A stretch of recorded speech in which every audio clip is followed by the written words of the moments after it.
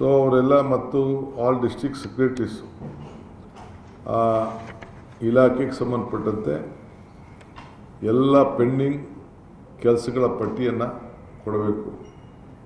ಎರಡನೇದು ಜೊತೆಗೆ 25 ದಿನದಲ್ಲಿ ಆ ಪೆಂಡಿಂಗು ವರ್ಕ್ ಅಲ್ಲದೆ ಇನ್ನು ಏನು ನಾವು ಹೊಸದಾಗಿ ಮಾಡ್ಬೋದು ಆ ಜಿಲ್ಲೆಗೆ ಸಂಬಂಧಪಟ್ಟಂತೆ ಆ ಪ್ರಾಬ್ಲಮ್ಸ್ನ ನೀವೇ ಗುರುಸಿ what is within the financial ಸಿಸ್ಟಮಲ್ಲಿ ನಾವು ಮಿನಿಮಮ್ ಇದರಲ್ಲಿ ನಾವು ಮಾಡ್ಬೋದು, ಅದನ್ನು ಕೂಡ ಎಲ್ಲ ಒಂದು ಪಟ್ಟಿ ಮಾಡಿ ನೀವು ಸಲ್ಲಿಸಿ ಅಂತ ನಾನು ಹೇಳಿದ್ದೇನೆ. ಸೊ ಡಿಸ್ಟ್ರಿಕ್ಟ್ ಇನ್ಚಾರ್ಜ್ ಮಿನಿಸ್ಟರ್ಸು ಅವ್ರಿಗೆ ನೀವು ಕಂಪಲ್ಸರಿಯಾಗಿ ಆ ಜಿಲ್ಲೆಯ ಎಲ್ಲ ಮಾಹಿತಿ ಮಾಡಿ ಅವರು ಕೂಡ ಎಲ್ಲ ತಾಲೂಕುಗಳಿಗೆ ಅವರೆಲ್ಲ ಅವರು ಜಿಲ್ಲೆಗೆ ಸಂಬಂಧಪಟ್ಟಂತೆ ಪ್ರವಾಸ ಮಾಡಬೇಕಾಗ್ತದೆ. ನಾವು ಅವ್ರಿಗೆ ಮಾರ್ಗದರ್ಶನ ಕೊಡ್ತೇವೆ. ನೀವು ಕೂಡ ಅವ್ರಿಗೆ ಏನೇನು ದಾಖಲೆಗಳನ್ನು ಬೇಕು, ಅವ್ರಿಗೆ ಅಸಿಸ್ಟೆನ್ಸ್ ಬೇಕು, ಅದೆಲ್ಲ ಕೂಡ ಅವ್ರ ಜೊತೆಗೆ ಸೇರಿ ನೀವು ಕೆಲಸ ಮಾಡಬೇಕು ಅಂತೇಳಿ ಅವ್ರಿಗೆ ತಿಳಿಸಿದ್ದೇವೆ ನಿನ್ನೆ. ಆಮೇಲೆ ಅದೇ SIR ವಿಚಾರದಲ್ಲಿ ಎಲ್ಲೆಲ್ಲ ಹೆಲ್ಪ್ ಡೆಸ್ಕ್ ಅವಶ್ಯಕತೆ ಇದೆ ಅದೆಲ್ಲ ನಾವು ಮಾಡಬೇಕು ಅಂತ ನಾನು ಹೇಳಿದ್ದೇನೆ. ಇನ್ನೊಂದು ಹೊಸ ಸಾರ್ವಜನಿಕರ ಕುಂದು ಕೊರತೆಗಳ ಒಂದು ಸಪ್ರೇಟ್ ಸೆಕ್ರೆಟರಿಯೇಟ್ ಅದನ್ನು ರಚನೆ ಮಾಡಿ ಇಲ್ಲಿ ಬೆಂಗಳೂರಿಗೆ ಬರೋಂಥ ಅಲ್ಲಿ ಯಾವುದೇ ಊರಿನಲ್ಲಿ ಯಾವುದೇ ಹೋರಾಟ ಮಾಡ್ತಿದ್ದಂಥವ್ರು ಅಂಥವ್ರನ್ನೆಲ್ಲ ಕೂಡ ಅವರ ಅರ್ಜಿ, ಅವರ ಭಾವನೆಗಳು, ಅವರ ವಿಚಾರಧಾರೆಗಳು, ಸಮಸ್ಯೆಗಳು ಅವೆಲ್ಲ ಕೇಳಲಿಕ್ಕೆ ಒಬ್ಬ ಸಪ್ರೇಟ್ ಮಂತ್ರಿನೇ ನೇಮಕ ಮಾಡ್ತೇವೆ. ಸಪ್ರೇಟ್ ಸೆಕ್ರೆಟರಿಯೇಟೇ ನಿರ್ಮಾಣ ಮಾಡ್ತೇವೆ. ಅದು ಕೂಡ ಅವಶ್ಯಕತೆ ಇದೆ ಈ ವಿಚಾರದಲ್ಲಿ ಕೂಡ. ಏಕೆಂದರೆ ಸುಮಾರು ದಿನಕ್ಕೆ 2-3 ತಂಡಗಳು ಬಂದು ಪ್ರತಿಭಟನೆಗಳು ಮಾಡ್ತಾ ಇರ್ತಾರೆ. ಅವ್ರನ್ನೋಗಿ ನಿಮ್ಮ ಪ್ರಾಬ್ಲಮ್ ಏನಿದೆ ಅಂತ ಅವ್ರು ಕೇಳಬೇಕಲ್ಲ. ಎಷ್ಟು ಲೀಗಲ್ ಆಗಿದೆಯೋ ಇಲ್ಲೀಗಲ್ ಆಗಿದೆಯೋ ಅವ್ರು ಕೇಳೋದ್ರಲ್ಲಿ ಒಂದು ವಾಸ್ತವಾಂಶ ಸರಿ ಇದೆಯೋ ಇಲ್ಲೋ ಅನ್ನೋದು ಕೂಡ ತಿಳ್ಕೊಂಡು ಅವ್ರಿಗೆ ಸ್ಪಂದಿಸಲಿಕ್ಕೆ ಅವ್ರದ್ದೆಲ್ಲ ಪಟ್ಟಿ ಮಾಡಿಕೊಂಡು ಅವ್ರದ್ದು ಯಾರು ಒಂದು 3-4 ಜನ ವಾರಕ್ಕೆ 2 ದಿನ 3 ದಿನ ಸಪ್ರೇಟಾಗಿ ಭೇಟಿ ಮಾಡಿ ಅವರ ಸಮಸ್ಯೆಗಳನ್ನು ಕೇಳಬೇಕು ಅಂಥೇಳಿ ಅದಕ್ಕೊಂದು ಸಪ್ರೇಟ್ ಸೆಕ್ರೆಟರಿಯೇಟ್ ಮಾಡಬೇಕು ಅಂತೇಳಿ ತೀರ್ಮಾನವನ್ನು ಮಾಡಿದ್ದೇವೆ. ನಿನ್ನೆ ಏನು ನಾವು ಇಂಪ್ಲಿಮೆಂಟ್ 5-6 ವಿಚಾರ ಹೇಳಿದೋ ಅದಕ್ಕಾಗಲೇ ನಾನು ಒಂದು ಸಪ್ರೇಟ್ ಅವರ ರಿಪೋರ್ಟ್ ಕೇಳಿದ್ದೇನೆ. ಅವೆಲ್ಲ ಕೂಡ ಕಾರ್ಯರೂಪ ಆಗಲಿಕ್ಕೆ ಈಗ ಶುರುವಾಗಬೇಕು. ಸೊ ಅದಕ್ಕೆ ಮಾರ್ಗದರ್ಶನವನ್ನು ಕೊಟ್ಟಿದ್ದೇನೆ. ಅವರೆಲ್ಲ ಏನೇನು ನಾವು ಮಾಡಿದ್ದೀವಿ ಅಂತೇಳಿ ನಾವು ಮಾರ್ಗದರ್ಶನವನ್ನೆಲ್ಲ ಕೊಟ್ಟಿದ್ದೇವೆ. ಇನ್ನು ಮುಖ್ಯವಾಗಿ ಈ CSR ಸುಮಾರು 8,000 ಕೋಟಿ ರೂಪಾಯಿ ಇದೆ. ಅವರು ಯಾರ್ಯಾರು ಎಲ್ಲೆಲ್ಲಿಗೆ ಖರ್ಚು ಮಾಡ್ತಾಯಿದ್ದಾರೆ ಅಂತ ಗೊತ್ತಿಲ್ಲ. ಸೊ ನಮ್ಮ ಕೇಂದ್ರ ಸರ್ಕಾರದಲ್ಲಿ ಅವಕಾಶ ನಾವು ಮಾಡಿಕೊಟ್ಟು ಮನಮೋಹನ್ ಸಿಂಗ್ ಅವರು ಇದ್ದಾಗ, ಪ್ರಣಬ್ ಮುಖರ್ಜಿ ಪ್ರೈಮ್ ಮಿನಿಸ್ಟರ್ ಇದ್ದಾಗ ಅವ್ರದ್ದು ಎಲ್ಲಿ CSR ಬಳಕೆ ಆಗ್ತಾಯಿದೆ ನಮ್ಮ ರಾಜ್ಯದಲ್ಲಿ ಅಂಥೇಳಿ ಮಾಹಿತಿನ ಸರ್ಕಾರದಲ್ಲಿ ಇಡಬೇಕಾಗ್ತದೆ. ಅವ್ರಿಗೇನು ಚೌಕಟ್ಟಿನ ಕೆಲಸ ಮಾಡ್ತಾಯಿದ್ದಾರಾ, ಇಲ್ಲ ಯಾವುದಾದ್ರು NGOs ಕೊಟ್ಬಿಟ್ಟು ವಾಪಸ್ ಒಂದಷ್ಟು ದುಡ್ಡು ಇಸ್ಕೊತಾ ಇದ್ದಾರಾ, ಅವ್ರು ಯಾವ ರೀತಿ ಯೂಸ್ ಮಾಡ್ತಾಯಿದ್ದಾರೆ, ಇವೆಲ್ಲ ಕೂಡ ಒಂದು ದಾಖಲೆಗಳನ್ನು ನಾವು ಕಲೆಕ್ಟ್ ಮಾಡಿಕೊಂಡು ವೇರ್ ದಟ್ CSR. ಯಾಕೆಂದರೆ ನಮ್ಮ ದಾಖಲೆ ಪ್ರಕಾರ 8,000 ಕೋಟಿ ರೂಪಾಯಿ CSR ಫಂಡು ಕರ್ನಾಟಕದಲ್ಲೇ ಇದು ಖರ್ಚಾಗಬೇಕಾಗಿದೆ. ಈ ಹಿನ್ನೆಲೆಯಲ್ಲಿ ಎಲ್ಲಿಗೆ ಹೋಗ್ತಾ ಇದೆ, ಏನು ಮಾಡ್ತಾಯಿದೆ ಅಂಥೇಳಿ ನಾವೀಗಾಗಲೇ ಪ್ರತಿಯೊಂದಕ್ಕೂ ಕೂಡ 3 ಪಂಚಾಯತಿಗೆ ನಾವು ಒಂದೊಂದು ಶಾಲೆ ಮಾಡ್ತೇವೆ ಅಂಥೇಳಿ ನಾವು ಮಾತು ಕೊಟ್ಟಿದ್ದೇವೆ. ಸೊ ಅದಕ್ಕೆ ಅವರು ಐಡೆಂಟಿಫಿಕೇಷನ್ ಮಾಡಬೇಕು. ಅವರು ಜಾಗಗಳನ್ನೆಲ್ಲ ಗುರುತಿಸ್ಬೇಕು. ಅವರು ಎಲ್ಲೆಲ್ಲಿ ಏನೇನು ಅಂತೇಳಿ ಜಾಗಗಳನ್ನು ಗುರುತಿಸಿ ಈಗ ಅದಕ್ಕೆ ಹೊಸ ನಮ್ಮ ಪಾಲಿಸಿ ಏನು ಈಗ ಬಿಡುಗಡೆ ಆಗ್ತದೆ. ಈಗಾಗಲೇ ಕ್ಯಾಬಿನೆಟಲ್ಲಿ ಪಾಸಾಗಿದೆ. ಅದನ್ನು ನಾನು 2-3 ದಿನದಲ್ಲಿ ನಾನು ಫುಲ್ ಗೈಡ್ಲೈನ್ಸ್ನ ಬಿಡುಗಡೆ ಮಾಡ್ತೇನೆ. ಸೊ ಎಲ್ಲ ಜಿಲ್ಲಾಧಿಕಾರಿಗಳು ಯಾವ ಇಂಡಸ್ಟ್ರೀಸ್ ಇದೆ, ಬೆಂಗಳೂರು ನಗರದಲ್ಲಿ ಎಲ್ಲೆಲ್ಲಿದೆ ಅವ್ರ ಹಣ ಯಾರು ಪ್ರಾಫಿಟಬಲ್ 2% ಎಲ್ಲಿ ಖರ್ಚು ಮಾಡ್ತಾಯಿದ್ದಾರೆ ಅಂಥೇಳಿ ಸರ್ಕಾರಕ್ಕೂ ಅವರು ಮಾಹಿತಿಯನ್ನು ಅವರು ಕೊಡಬೇಕಾಗ್ತದೆ.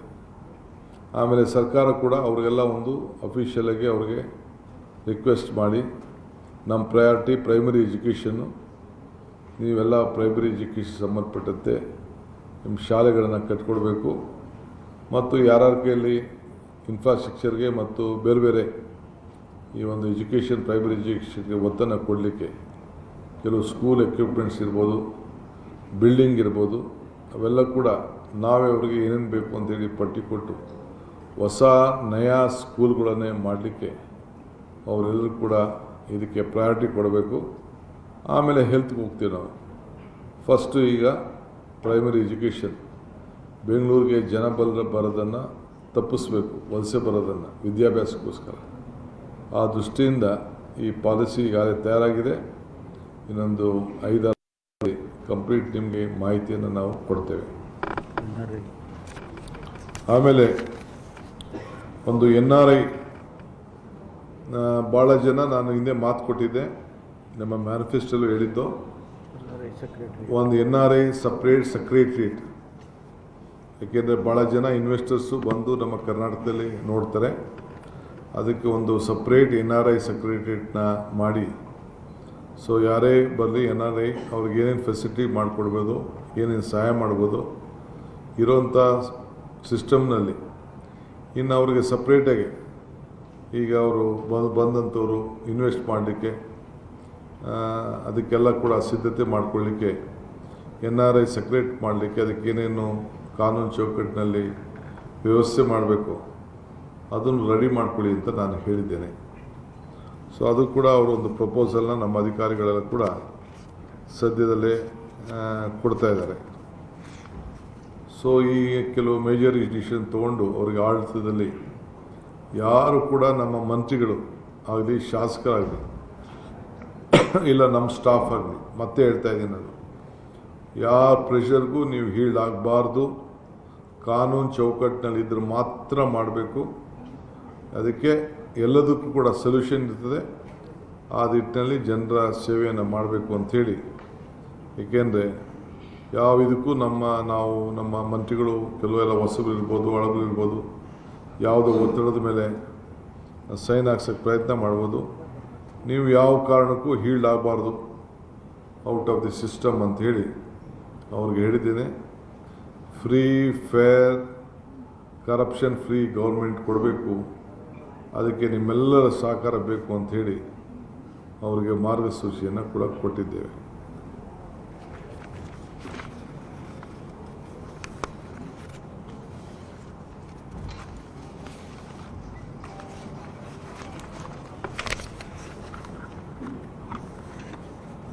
ಪೊಲೀಸವ್ರಿಗೂ ಅಷ್ಟೇ, ಪ್ರತಿ ತಾಲೂಕಲ್ಲೂ ಒಂದು ಸಪ್ರೇಟ್ ಸ್ಕ್ವಾಡ್, ಈ ರೌಡಿಗಳ ಸ್ಕ್ವಾಡ್, ಒಂದು 10 ಜನ ಪೊಲೀಸ್ ಕಾನ್ಸ್ಟೇಬಲ್ನ ನೇಮಕ ಮಾಡಿ ಪ್ರತಿ ತಾಲೂಕಿನಲ್ಲೂ ಕೂಡ ಬರೀ ರೌಡಿಗಳನ್ನ ಅವರು ಟ್ರೇಸ್ ಮಾಡ್ತಾ ಇರೋದು, ಕರ್ಕೊಂಡು ಬರ್ತಾ ಇರೋದು, ದಾರಿಗೆ ತರೋದು, ಅವ್ರ ಮೇಲೆಲ್ಲ ನಿಗಾ ಇಡೋಂಥದ್ದು.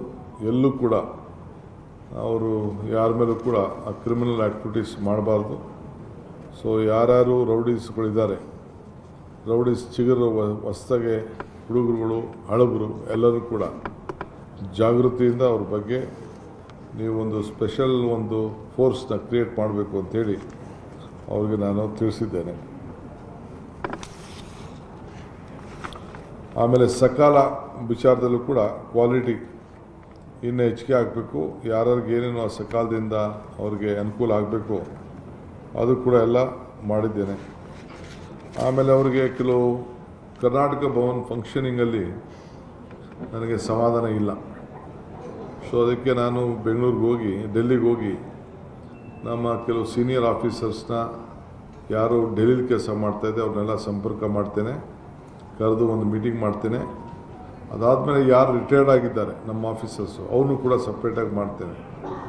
ಮಾಡಿ ಅಲ್ಲಿ ಒಂದು ಸಪ್ರೇಟು ಕೆಲವು ಸೆಲ್ನ ರಚನೆ ಮಾಡಿ ನಮ್ಮ ರಾಜ್ಯಕ್ಕೆ ಏನೇನು ಹಣ ಬೇಕೋ, ಏನೇನು ಹೊಸ ಪ್ರೋಗ್ರಾಮ್ಸು ಬೇರೆ ಬೇರೆ ರಾಜ್ಯವರು ತೆಗೆದುಕೊಳ್ತಾ ಇದ್ದಾರೆ ಅದೆಲ್ಲ ಗಮನಿಸಿ ಪ್ರಾಜೆಕ್ಟ್ ರಿಪೋರ್ಟ್ ರೆಡಿ ಮಾಡಿ ನಾವು ಕೂಡ ಅವರಿಗೆ ಫೈಲ್ ಮಾಡಬೇಕು. ನಮ್ಮದು ಕೂಡ ರಿಕ್ವೆಸ್ಟನ್ನು ಕೇಂದ್ರ ಸರ್ಕಾರಕ್ಕೆ ಇಡಬೇಕು. ಅದಕ್ಕೆ ನಾವು ಸಿದ್ಧತೆಯನ್ನು ಮಾಡ್ಕೊಳ್ಳಿ ಅಂತ ಹೇಳಿದ್ದೇನೆ. ನೆಕ್ಸ್ಟು ಡೆಲ್ಲಿಗೆ ಹೋದಾಗ ನಮ್ಮ ರಾಜ್ಯದವರೇ ಆದಂಥ ಸೆಂಟ್ರಲ್ ಗೌರ್ಮೆಂಟಲ್ಲಿ ಯಾರು ಆಫೀಸರ್ಸ್ ಕೆಲಸ ಮಾಡ್ತಾಯಿದ್ದಾರೆ ಅವ್ರಿಗೊಂದು ಮೀಟಿಂಗು, ಯಾರು ರಿಟೈರ್ಡ್ ಆಫೀಸರ್ಸ್ ಇದ್ದಾರೆ ಅವ್ರನ್ನೂ ಕೂಡ ಕರೆಸಿ ಅವರಿಂದ ನಮ್ಮ ರಾಜ್ಯದ ಸೇವೆಗೆ ಯಾವ ರೀತಿ ಮಾಡಲಿಕ್ಕೆ ಸಾಧ್ಯ ಇದೆಯೇ ಅನ್ನೋದನ್ನು ಅವ್ರ ಹತ್ರ ಚರ್ಚೆ ಮಾಡಿ ಕೆಲವು ತೀರ್ಮಾನಗಳನ್ನು ನೆಕ್ಸ್ಟ್ ಟೈಮ್ ಡೆಲ್ಲಿಗೆ ಹೋದಾಗ ನಾನು ತಿಳಿಸ್ತೇನೆ. ಅವ್ರನ್ನ ಎಲ್ಲ ಭೇಟಿ ಕೂಡ ನಾನು ಮಾಡ್ತೇನೆ.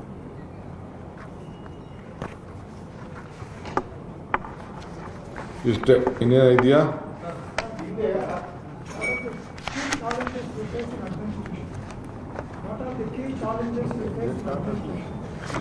Just we have started.